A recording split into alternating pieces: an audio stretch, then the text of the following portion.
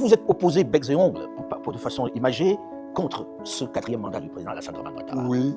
Il dit aux Ivoiriens, par vous en particulier, je le fais parce qu'il y a des vraies questions sécuritaires dans ce pays et dans la sous-région.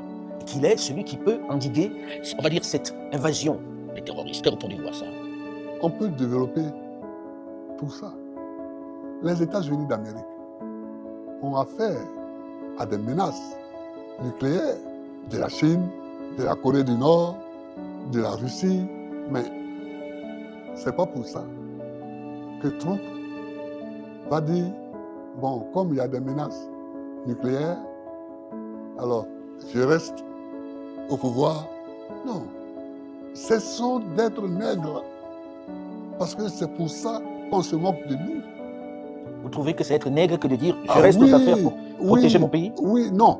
Je reste parce qu'il y a des menaces. S'il y a des menaces, un autre président élu peut aussi s'occuper, faire face à ces menaces-là.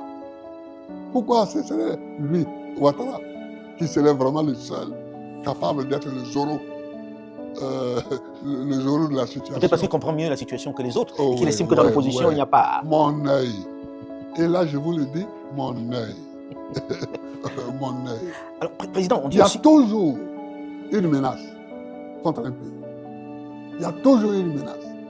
Est-ce que vous avez connu ces menaces, vous? Est-ce que vous avez connu ces menaces lorsque vous étiez... Mais moi, j'ai connu même la guerre. J'ai connu la guerre. Est-ce que la rébellion, ce n'est pas une guerre terroriste, ça? La rébellion. Mais j'ai fait face.